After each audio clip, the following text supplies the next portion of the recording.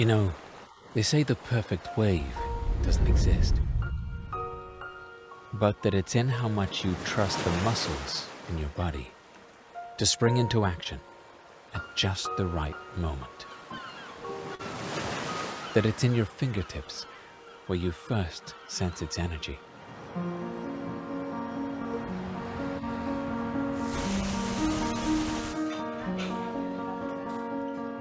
They say it's the salty air from the nearby sea that stimulates the creative spirit. The same spirit that founded the International Court of Justice and the seat of government for one of the most prosperous and progressive nations in Western Europe. There is something about it, this place. And why are international businesses rolling onto its shores? Why do conferences become memories that live on in everyone's mind? And why are events here a remarkable experience? Like the waves we catch and ride every day. Perhaps because it's within easy reach from major capitals in Europe and close to one of the busiest seaports in the world. It's gained the reputation of being a startup capital, with many flourishing hubs for technology, energy, social innovation, finance, the legal sector, and NGOs. It could also be its international and youthful demographic, offering diverse talent. Or maybe it's just that salty breeze that blows in over the dunes after all.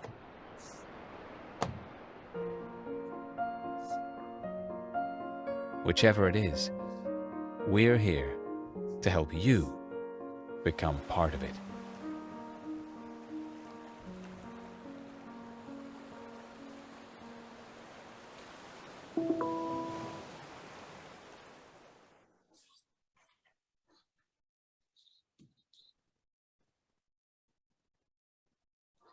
Hi, a very good day, everybody, and a very warm welcome to our webinar about the Corporate Social Responsibility Directive, the new directive that will impose how information should be reported about the way the companies operate and manage social and environmental challenges.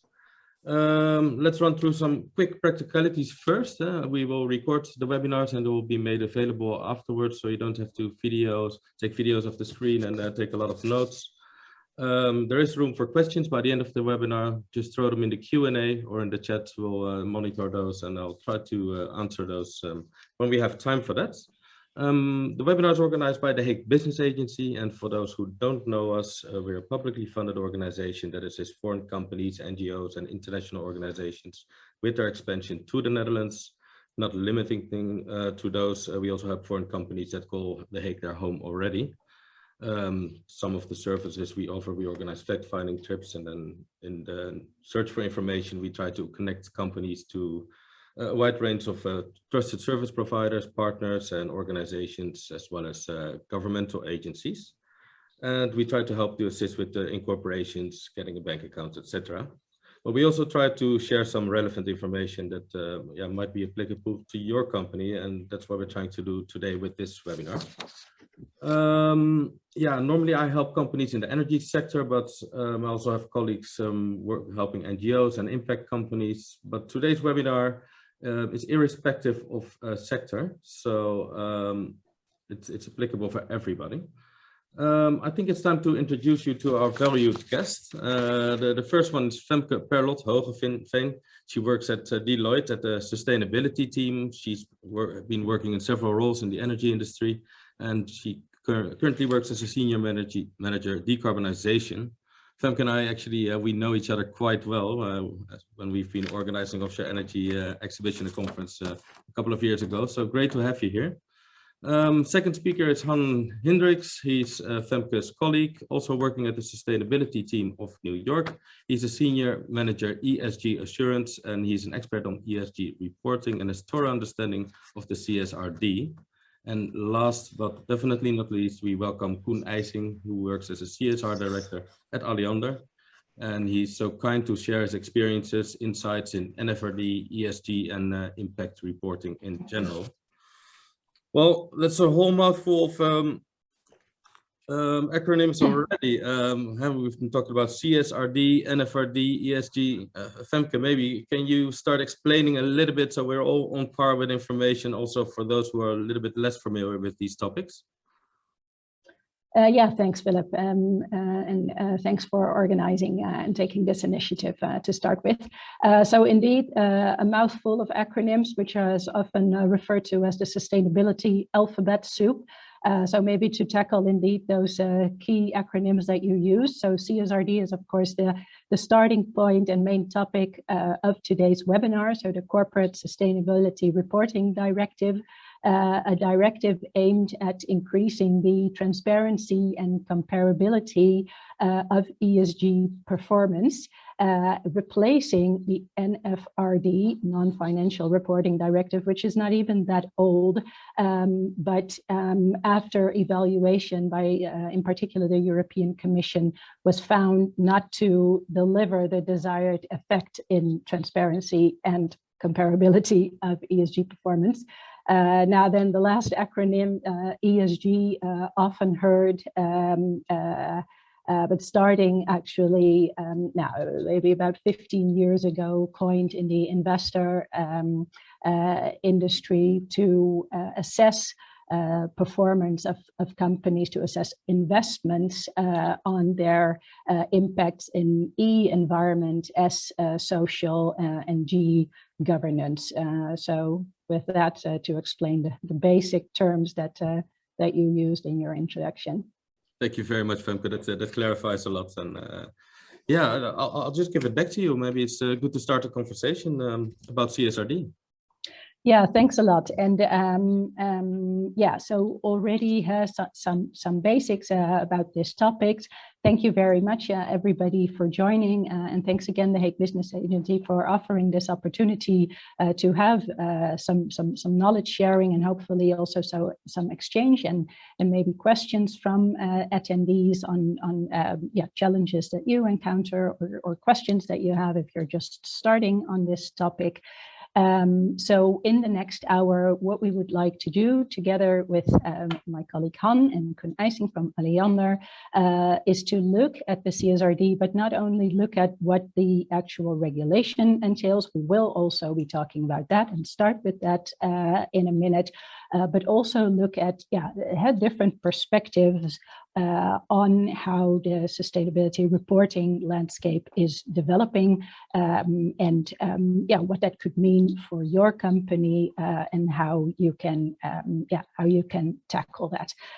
So that by the end of the webinar, we hope that you understand also the link between reporting requirements, on the one hand the regulations, but also how you can use that as part of your future company strategy development, and then also very practical, learn from some experiences of first movers in this space.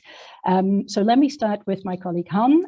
Thanks for joining. So Han, you have a background in financial audit, and at some point switched to non-financial ESG assurance. And if I look at your resume, then you, yeah, your whole resume is basically an alphabet soup with ERM and GRI and ESG assurance. Now we add to that the CSRD, but I mean, you have witnessed in the last 10 to 15 years, you have seen how this area is actually developing. So really great to have you here to yeah, to give some insights based on that. So to start with the basics of the CSRD, and elaborate a bit on that. So a measure to enhance transparency and comparability. So can you explain what the main components are in this new directive? Yeah, sure. Thanks, Femke. Happy to join. Yes, I've been in this field for quite some years, and I think the main goal, and we'll get into the details, of course, later.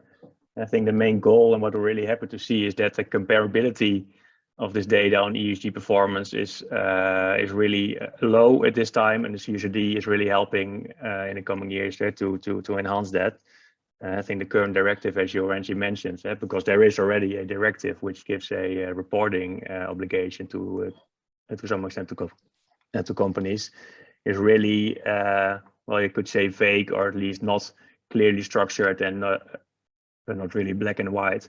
And the Csrd will really help with that, giving on the one hand really set of structured indicators per industry, also the obligation to set clear targets there, but also an important one also for the increasingly transparency on that is the mandatory external assurance. So I think that's what's really lacking in the current directive. And of course, we can say that easily as external auditors, but I think that really would help to build trust also, as we are expecting that in financial data, and to bring it at the same level in the end as financial data and ESG data combined. Looking at the current directive, I think those are the really important changes there. So much more clarity on the topics. Some specific topics will be really much more in focus than it currently is. So supply chain impact, so scope 3, for example, and GHG emissions is really important. But also the climate standard on a variety of climate reporting topics will be a clear topic in Csrd. Yeah, thanks. Can you say a bit more about the climate standard? So what does that mean?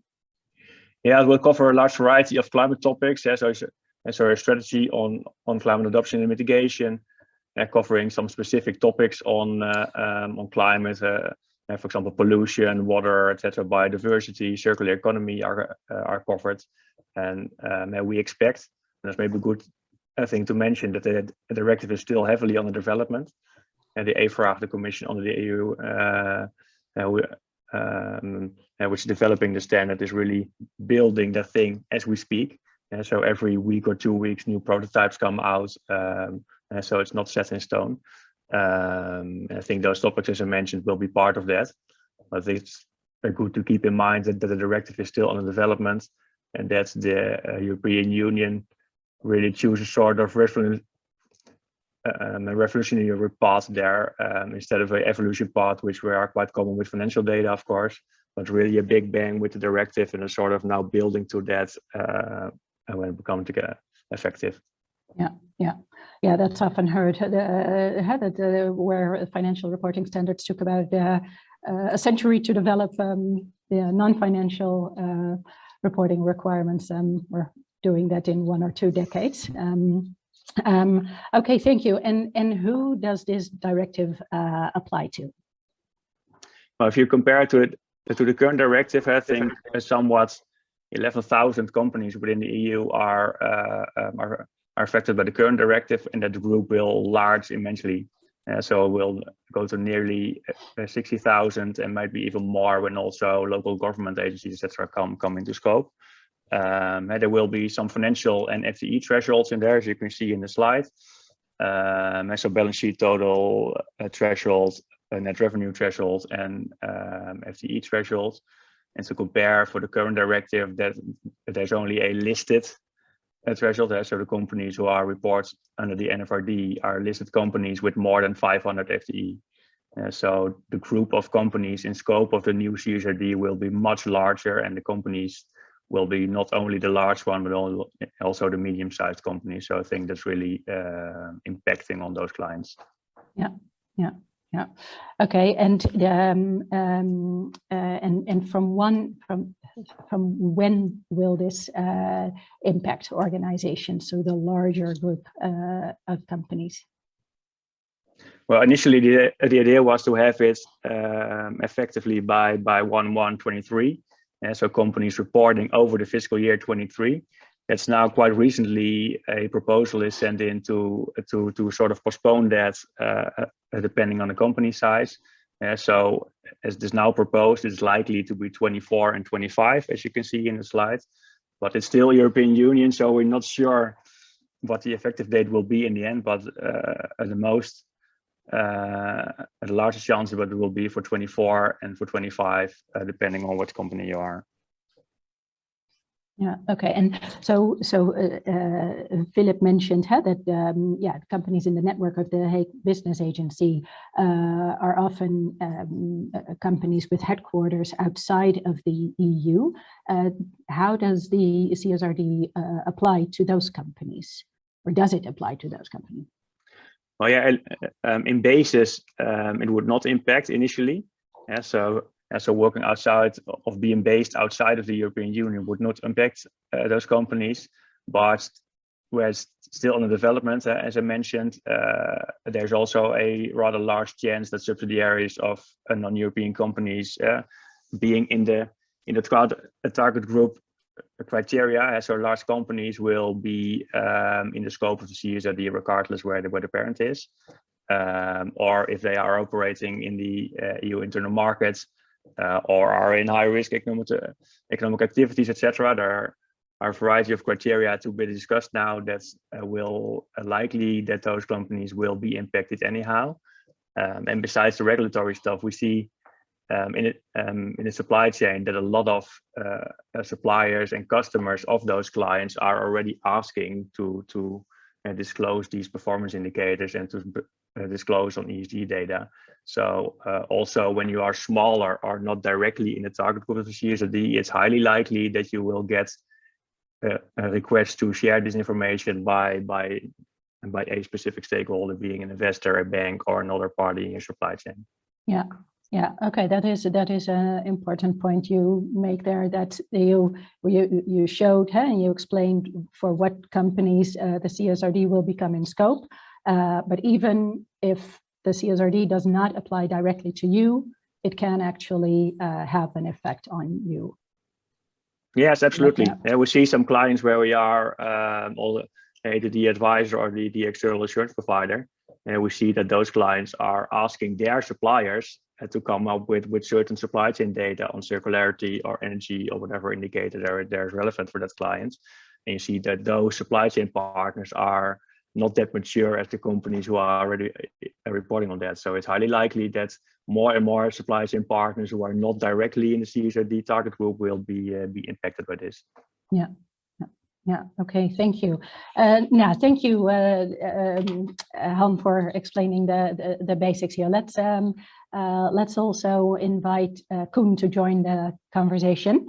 So Koen, CSRD Corporate Social Responsibility Director with Alliander. I must say that we're talking about the CSRD, and then I wonder if sometimes in internal messaging you abbreviate yourself as CSRD. It's the different different words. So apologies if I sometimes get lost in my own alphabet during this webinar. Now, Corporate Social Responsibility Director at Alliander, joined Alliander about 10 years ago, and before that, Koen, you held several advisory consultancy roles, and always combining sustainability, organizational design, change management, and now very much at Alliander, at the vanguard, I would say, in impact reporting. And so very happy to have you join here and talk about that. Alliander, just a bit of a short introduction, network operator responsible for providing the infrastructure for transportation of electricity, gas, and heat, and as such, very active under the E indicators for environment, but with you in your role also very much looking at the S for social and the G for governance. So I'd like to start the conversation on impact. So the CSRD is also very much looking at impact, and we'll actually talk about the double materiality later.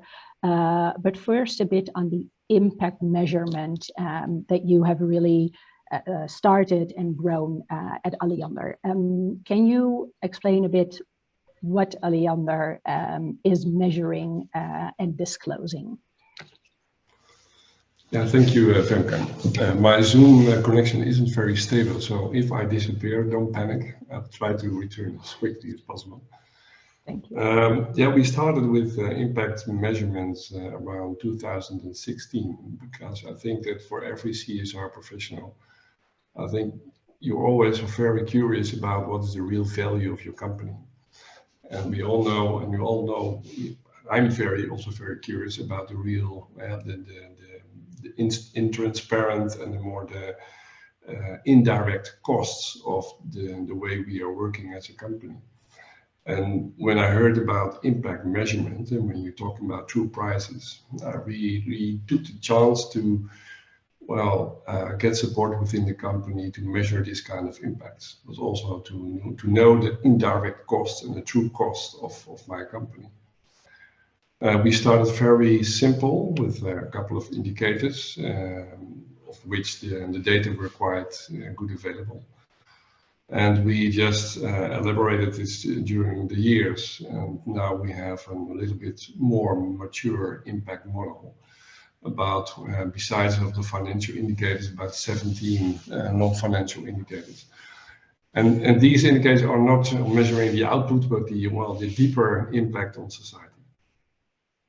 And within the Netherlands, I think there are 3 companies are quite ahead: Philips, ABN AMRO, and Allianz.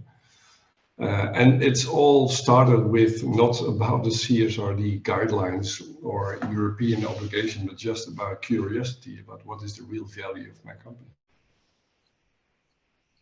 Yeah. Thank you. And so you didn't start with the CSRD. In fact, you started way before that. So maybe it's actually the CSRD catching up on the impact reporting trend. But Hans, to go back to the regulations, what does the CSRD say about this? Well, there's some discussion to have specifically a societal impact measurement in there. So there are some proposals made and discussions and lobby going on to have the impact measurement in there. I don't think I don't expect it to be in the very first sort of effective version of the CSRD, because impact measurement and a societal impact measurement like Allianz does is really 2, 4, 5 bridges ahead of the common use practices. So that's really high end, so to say, these days. But I think in the end, it is where a company should really focus on, like Koen said, what is the real impact of the company? So not only disclosing what your performance is on certain topics from out of your own company, but really measuring the impact you have on society as a company of which type then soever. So it might be in the CSRD in a newer version, but well, let's first have the first version come out, right? And then see how impact measurement will be in there. Yeah, and a key topic in the first version is the concept of double materiality. What is double materiality? Yeah, it's a really important topic, and it's also at least in the auditor's landscape, it's quite often mixed up with a set term of materiality, being the threshold or error threshold in assurance engagement. What we mean by double materiality is that you both look inside out and outside into the company. So what the topics are impacting the company and in which way the company is impacting the environment where they're working in. So setting the materiality analysis and resulting in material topics is really an important starting point to disclose and be transparent on your most relevant ESG topics.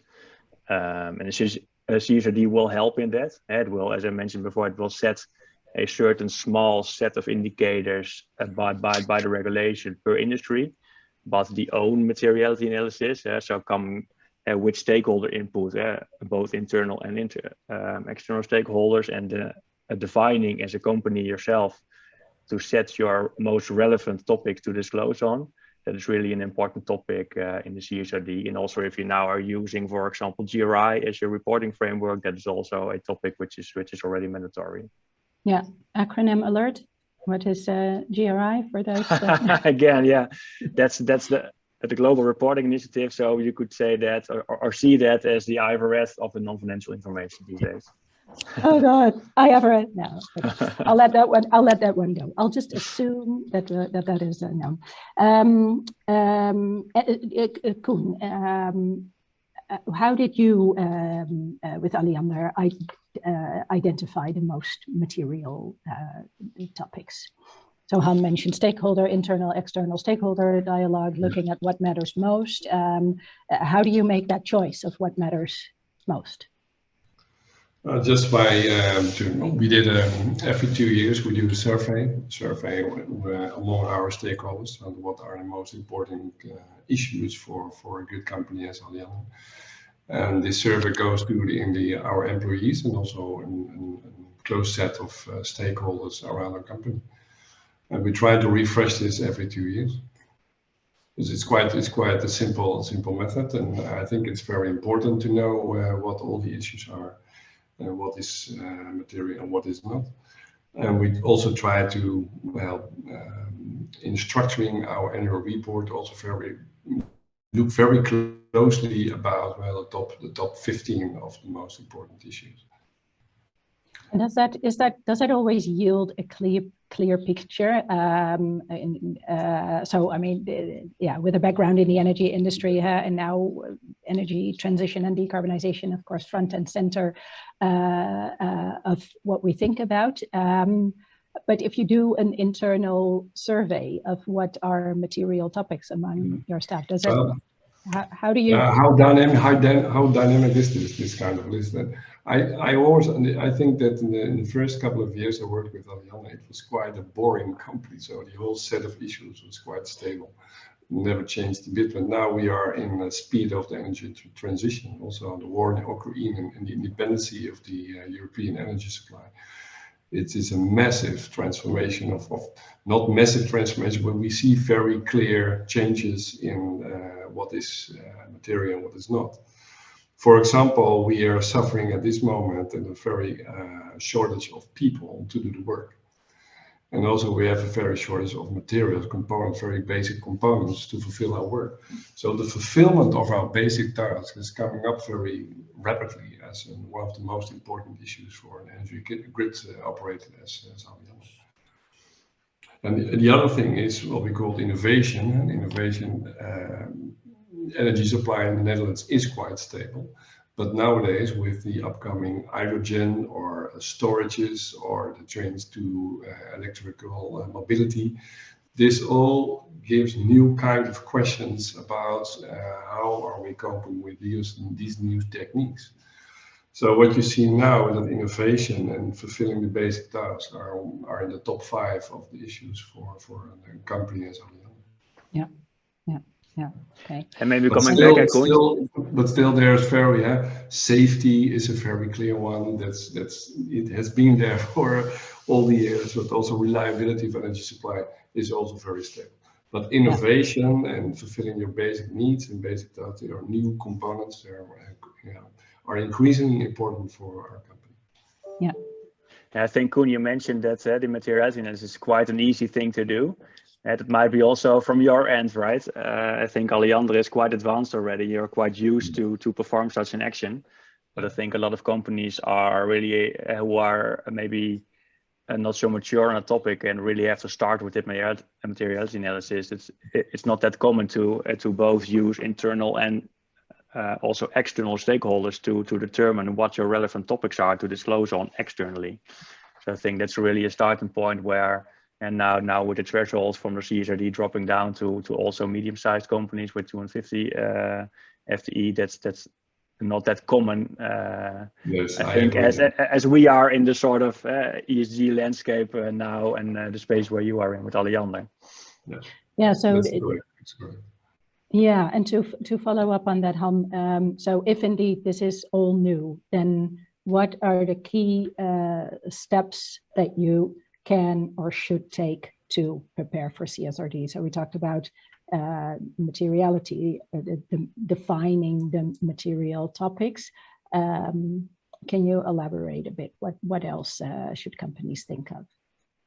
Yeah, I think that's still a really important one. And it's really the starting point. If I look at it from an insurance perspective, that's also the starting point of how insurance work. And if you start reporting on ESG topics, and really connecting that with your strategy, of course, because it's not that the reporting is in my view, the sort of end of the process. So it should be really connected with your strategy and with your strategic goals. And maybe you've set sustainable development goals, targets, etc. from the AU. So there might be a lot of other drivers for that, but that materiality analysis is sort of core connecting all these elements together. So it's a really relevant starting point, also focusing on the relevant topics. And we see a lot of clients who perform the first materiality analysis and then some 30 or 40 material topics come out. If you then start to set 30 or 40 KPIs, that's not relevant anymore, or at least not all of those might be as relevant as others. So that materiality analysis really brings focus in ranking what topics are relevant for you. I think in getting ready for the CSRD, what we now advise clients is to really strongly look at the GRI, as I mentioned before. GRI is the most used globally framework to report on ESG indicators, and is, I think, the framework with, at least in these days, the most clearly and structured and detailed set of definitions to use if you would report on a certain topic like safety or GHG or water or whatever topic. A GRI gives the guidance and the definitions to report on that. As we now know that the CSRD will be sort of under the hood largely built by GRI. So if you are compliant under GRI and you are already using GRI for your reporting, then you would be really proper and on the good side of the line, so to say, towards the CSRD. Yeah, and Koen, maybe to hear about a bit more on your experience. I mentioned in my introduction, how you really work on change management. You mentioned how Alliander has transformed as a company. So looking at how you got to where you are now with Alliander on reporting, but also on performance and social impact, where do you see the biggest challenges or have experienced the biggest challenges? Well, I think that from a perspective of CSR manager, I think the biggest challenge we have now in respect of change, and that the developments in the field of sustainability on the E side and also on the social side, the developments go that rapidly, so that fast, that you have to coach and to educate the professionals in the other departments. Because I'm not longer the real expert on transparency. I think that the knowledge of transparency and following all the European developments about transparency and the directives, that has to be, I think, into the profession of the financial department and also of the corporate control department. I think there they have to look very closely at what is going on in Brussels and what are the new obligations in the field of transparency. But it also goes for the purchase department. When you look at supply chain obligations and when you look at the CSRD, but also other upcoming directives from the European Commission about sustainable purchasing, I think that it has to be their profession to develop their knowledge about the development of sustainability within their profession. But it's also for the people of asset management, for example, or the people from the department of the facilities who are very responsible for the buildings and also our vehicles. So the most challenge for Alliander, I think that the obligations from the European Commissions are developing rapidly. And with a very small department of CSR, you're not capable of following all the developments in this kind of speed. So you have to educate your own colleagues to follow all these kind of developments by themselves. Yeah. And when you look at our financial department, we have an impact specialist. And she is part of the financial department. And when you look at the people from the annual report, I think that, well, the project leader is from the financial and corporate control department, not the CSR department. And I look at the educational program of my financial colleagues, and CSRD is part of their education program. Yeah. Yeah, I think in the end, the largest shift is that I think that the non-financial ESG data has to be perceived as important as the financial data has been for decades. I think that's a really large shift with everything what comes with it. Looking at the governance of your organization, where this is positioned, and not always nicely in one finance or control team, but all over the company, from public affairs, marketing, reporting, to the real content, sustainability, green team, so to say, in all terminology, and that also all has to be combined to really focus on a topic. And this is really a change thing, and not also the change of the financial and corporate control department, but also for the whole company. If you want to collect data about circularity, or gender diversity, of ethical diversity, or biodiversity, these are all new topics, all new kind of data collection processes that has to be implemented. And the first couple of years is quite a mess, right? I have to say. So I think it cost us as Alianna, I think 1 or 2 years to have the quality of this kind of collecting process data at the right level. We all have to get used to how to measure it very stable, to get assurance about these new KPIs. And that's quite an incremental process. Yeah, which is probably also why a key recommendation is don't wait and start whenever you can.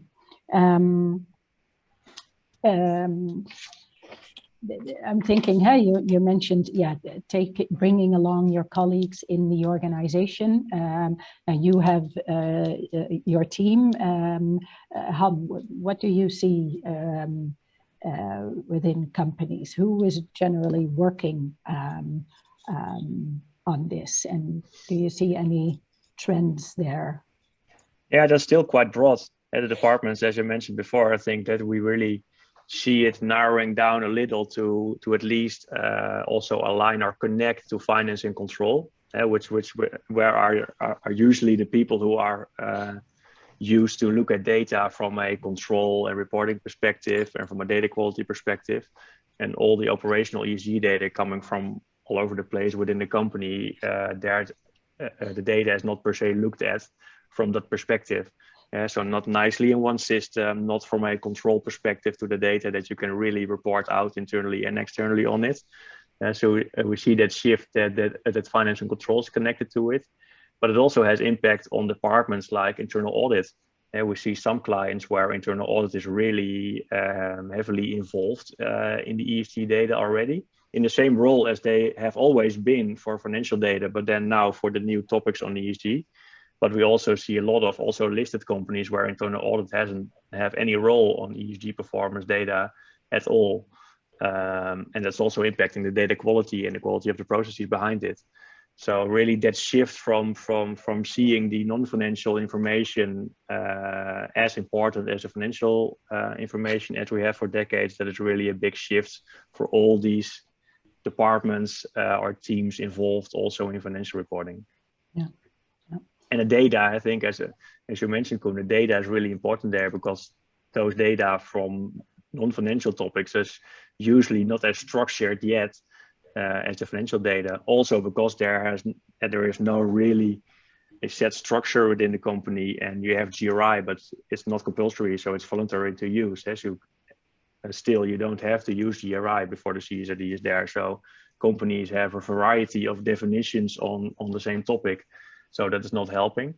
And I think what we see last 2 years explicitly is that more and more data from supply chain partners is required to report on. also including Alliander, by the way, on circularity. So we really see in-depth discussions on the data, and that companies have to trust on their supply chain partner for the quality of the data, but that will not per se mean that that data is exactly of the right quality to bring that in assurance like your own company should have been doing. So that's really an important topic, and also a difficult topic for the coming years, where in the CSRD more and more supply chain data will be needed to report on, but where also a lot of companies in that supply chain have never reported out those data to their customers or externally at all. So that's really a challenge. Yeah. There are a lot of challenges. Totally, And, it's a really interesting topic to be in these days. But let's see. So taking another angle, do we also see opportunities here in this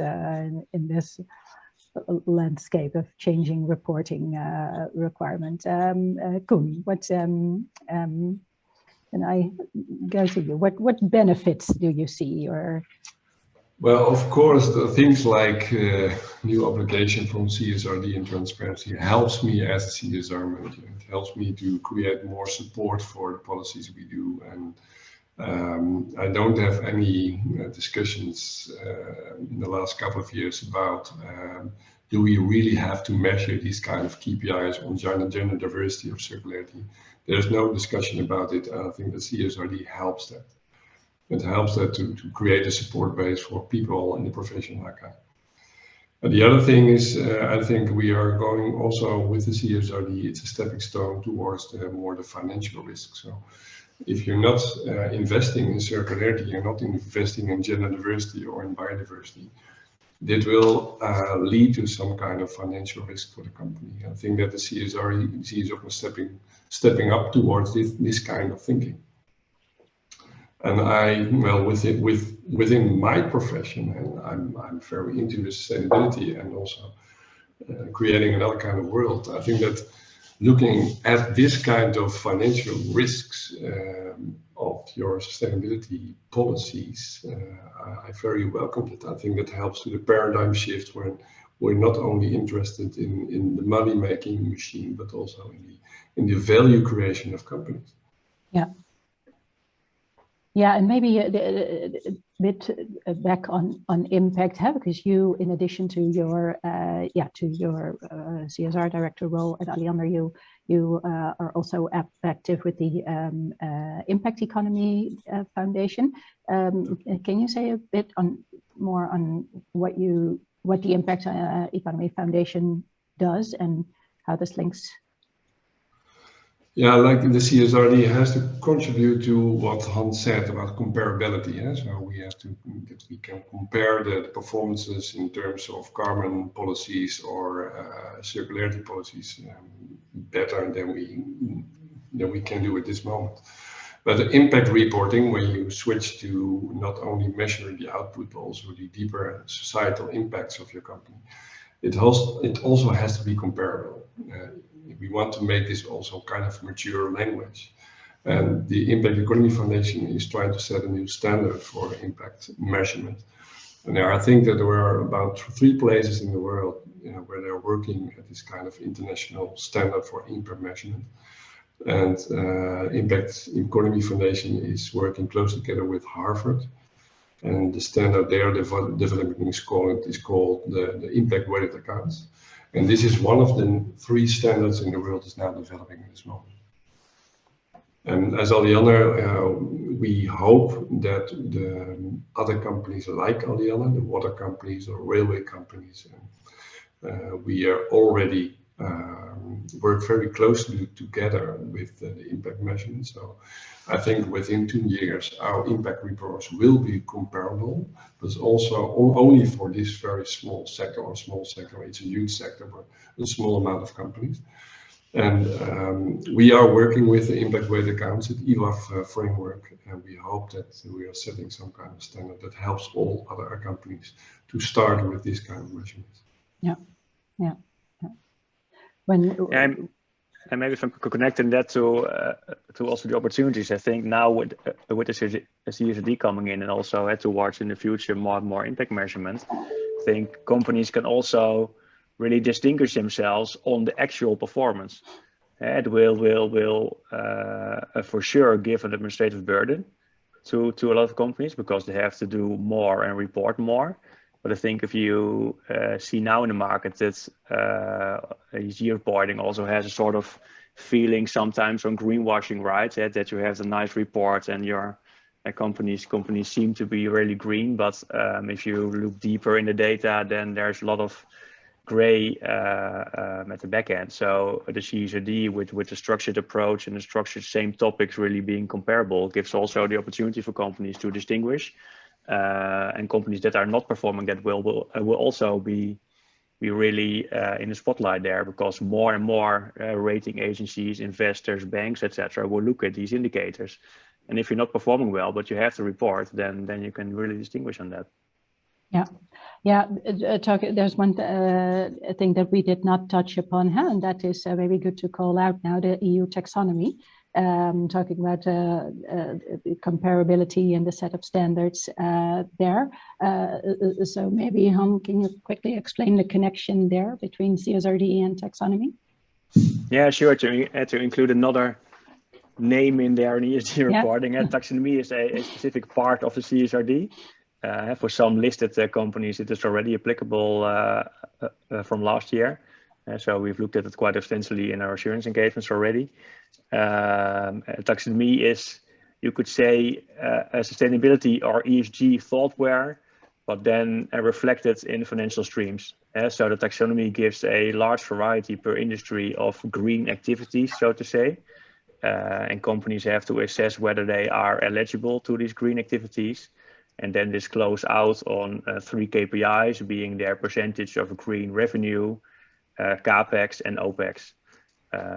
And that makes companies also really comparable.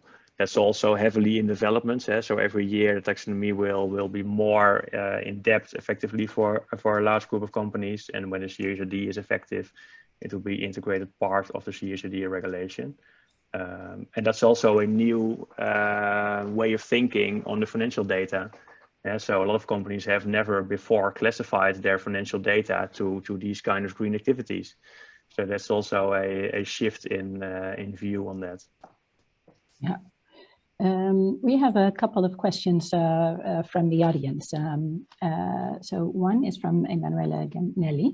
What would be the recommendation to avoid to make this whole exercise a numbers factory? So we talk about data collection a lot of times, so Emanuele says how to avoid a trap to measure numbers for sake of numbers.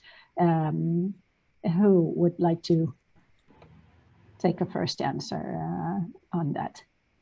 I think Koen, you have made it very clear that you look at numbers to really look at the impact. But you have I think that my starting point when it comes to transparency is not about what is compulsory of what are the European directives or etc. But it all starts with just curiosity about what's happening within your company. Not also only on the financial side, but also mainly on the non-financial side. So what are the scores of the company in terms of gender diversity, of biodiversity, of circularity, of what is really the carbon footprint? And when you collect this data, it also helps to really understand what's happening within your company. And it gives you very detailed information about the processes. And that gives you some kind of advantage. And also, when you disclose this kind of data, being vulnerable as a company, it also helps to setting up a dialogue with your stakeholders. We have dilemmas, and sometimes we don't know what the right thing is to do. And when you share all this kind of information with your shareholders, it opens up the dialogue with your shareholders, and it increases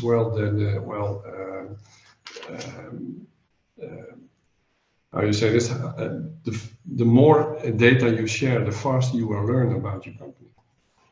So of course it is a lot of some kind of data factory, of course, and it needs some kind of competences also to collect all this kind of data. But it starts with just being curious of what is happening within your company and increasing the quality of your company. Yeah. And I think maybe also had a recommendation to and not only focus on the numbers. I think if you the word connectivity is a really important one, as I think I might have mentioned before, to really connect those most relevant material topics to your strategy, but also to your highest scored risks, that really connects all these elements together. So it should not be a numbers factory on non-material or non-relevant numbers. It should be really the key figures which are underlying to your vision or your strategy of the company. Yeah. So I think if it is a numbers factory, then you're probably not on the right path, because then you're doing a lot of maybe less relevant numbers there. Yeah. Yeah. Okay. There are a couple of more questions, but we're actually nearing 2 o'clock. So I wanted to go to the final question to both of you. What would you like attendees of this webinar to remember most, to take away on CSRD and sustainability or impact reporting? Let me start with you. Sure. Yeah, I think you might have mentioned it somewhere in between, Femke, but I think not. The most important one from my side is not wait for when this all is set in stone. And that will take a period of 1 or 2 years probably. And then you have 1 or 2 years when it becomes really effective. But if you wait till that very last moment, you're probably too late. Because we see in our experience, in our advisory work, but also in the assurance engagement where we are already involved for quite some years with those clients, we really see that this is a journey. Which you have not finalized in 1 or 2 months by a separate exercise. So really start soon, and maybe start in pieces with 1 or 2 relevant topics and see what comes out. And if you have those data and if you can report on it, and if it makes sense to your stakeholders, would be really my first advice. Yeah, yeah, thank you. Koen, what would be your key takeaway or recommendation for?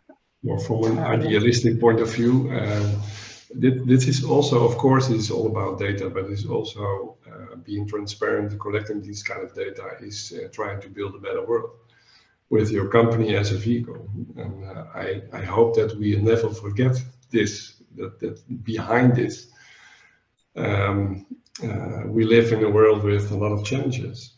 And it's quite important to build up new kind of companies for new competences that can make a change to make a better world. And the CSRD is just trying to contribute and trying to increase this level of competence within our companies. Now, thank you very much, Koen Eising, CSR Director at Alliander, and Han Hendricks, Senior Manager, almost Director at the Deloitte Risk Advisory in the Sustainability team. Had to mention that.